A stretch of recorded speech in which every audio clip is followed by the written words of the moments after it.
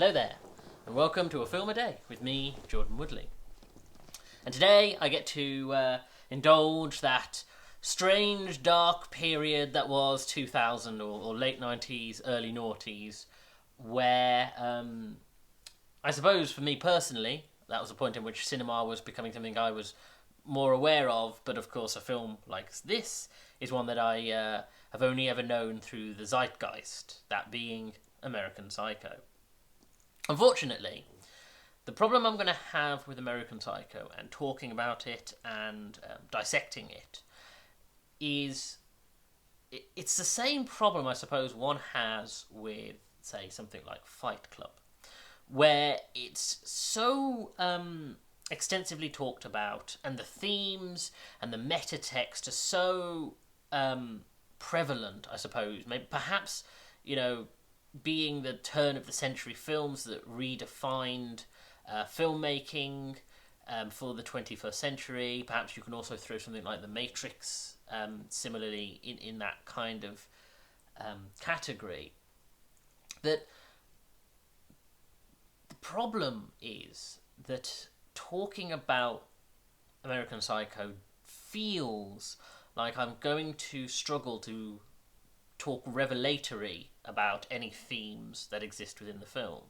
And that's the case for all the films that I've discussed. I doubt that anything I have said over the last 150 plus videos hasn't been said 100 times by many different people. But I suppose the difference I feel with this is it feels a little like writing an essay, and as I'm writing it, realising that I'm recalling an essay that I've read.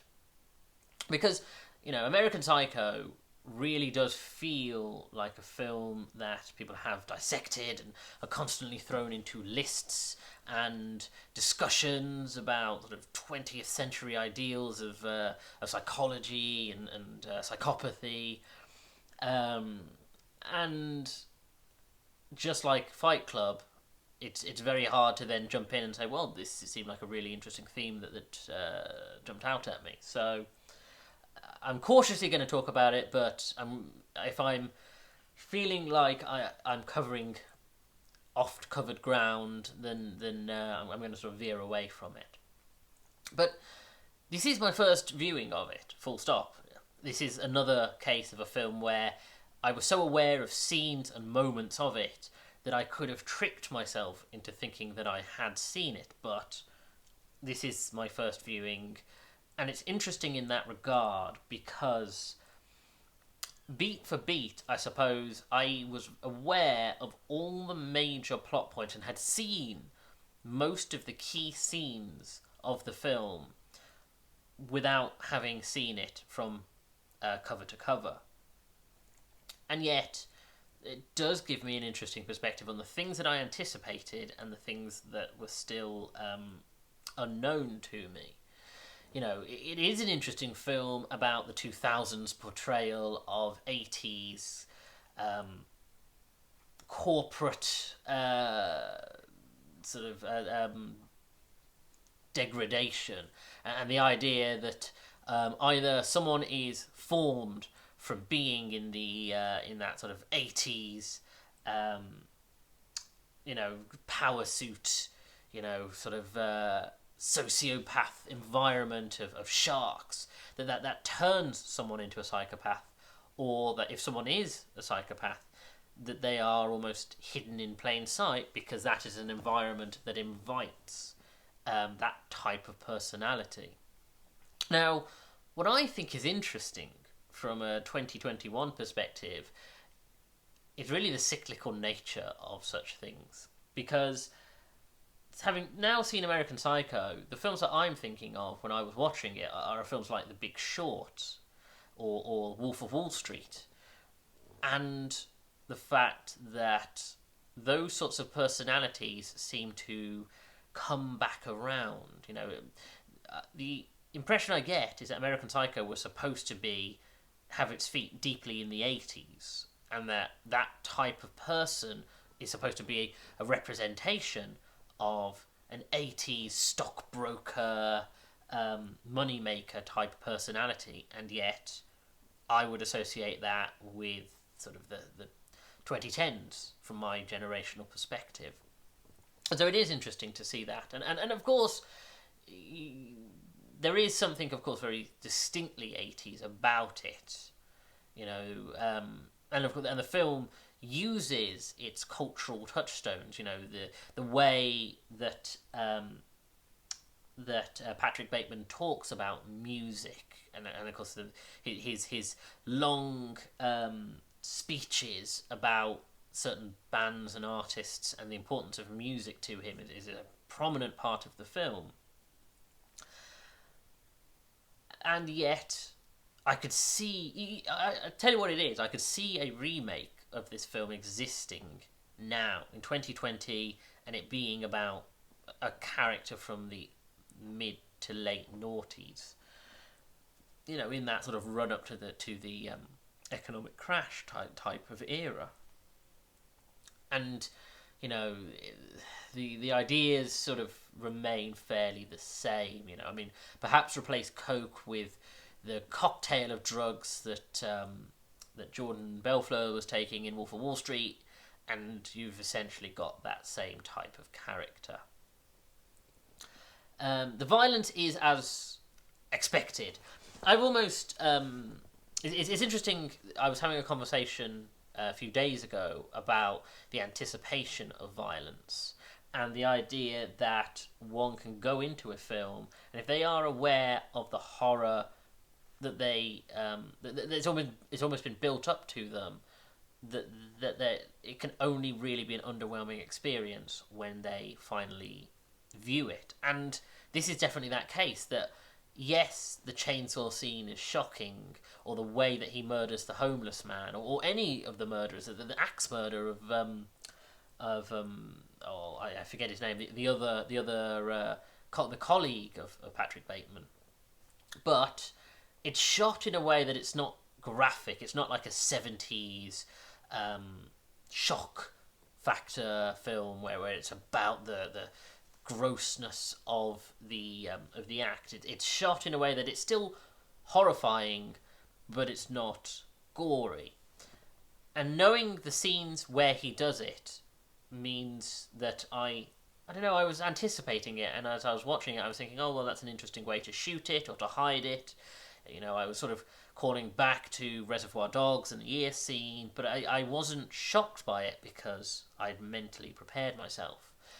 Perhaps the one exception being the murder of the homeless man, which I didn't know about directly, and it is quite shocking, and I couldn't remember whether, because the film does do that a lot, where it teases the idea of murders he might potentially commit, and you're thinking, is this character in danger?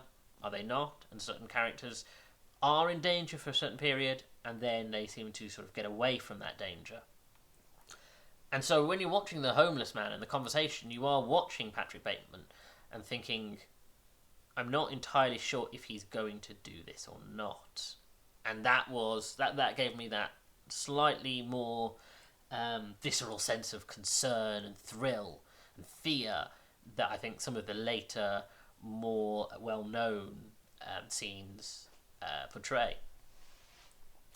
And there are other interesting aspects of it. I mean, the relationship he has with the other businessmen, and the way that he, on an external point of perspective, is actually, you know, it's only because we know inside his mind and we are there to witness the acts of wanton sex and violence that we know what he's capable of.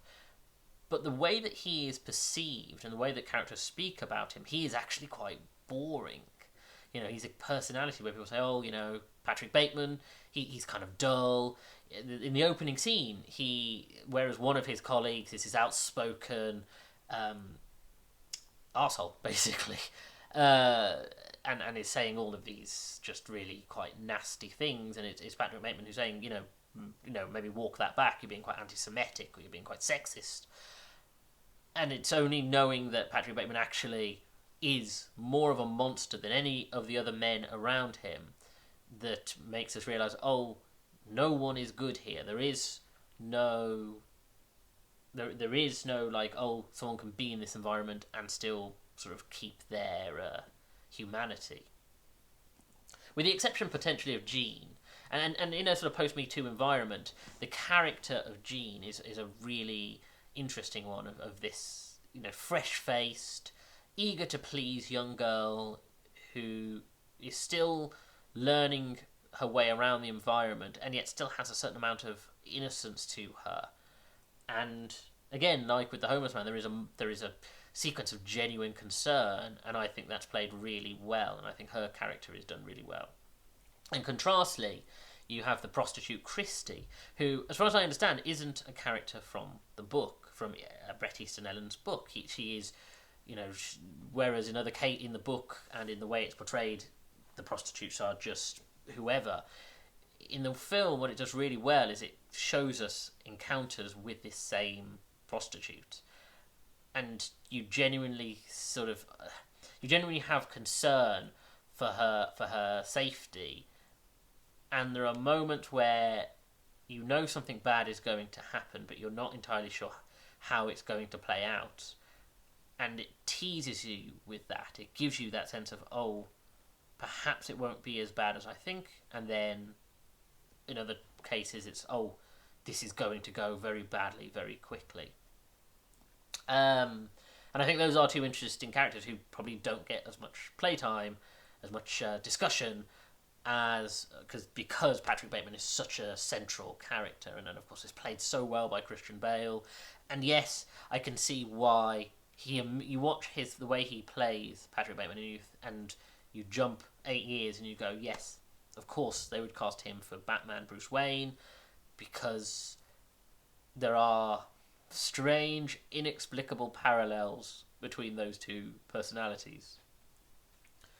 And yeah, and of course we have this thing about, you know, did he commit the murders? Is he someone who, as I've said, hides in plain sight, and when he does commit atrocities, the environment in which he lives is simply one that just protects him and actually won't bring him to justice? Or is it all in his mind and actually he has a very different kind of mental illness? Or is it somewhere between the two? Perhaps some of the murders and violence he commits did happen, some didn't. Again, the point of the film and the quality of the film is the fact that it is left ambiguous, and it is for us to decide what kind of film we want to be watching, and what kind of commentary we want to be seeing from that. But yeah, it's interesting to finally see this and finally sort of put the pieces together and go, oh, I understand what draw this film has. And again, parallels to Fight Club are endless with the whole thing about, you know, being inside the character's mind and yet not knowing what the character is capable of. And again, it's an interesting artifact of that particular time period and that kind of story that clearly wanted to be told. But yeah, very interesting, very, very interesting watch, and another classic film ticked off the list. Anyway, thank you for joining me. If you like this video, hit the like button, comment below, and share the video, because it's all helping the algorithm. Hit that little bell and subscribe to my channel to get notifications of more videos when they are uploaded. Follow me on Twitter at Jordan_Woodley, where I'm always tweeting about movies and TV shows, and I share the links once they're uploaded on YouTube. Thank you for joining me. Take care.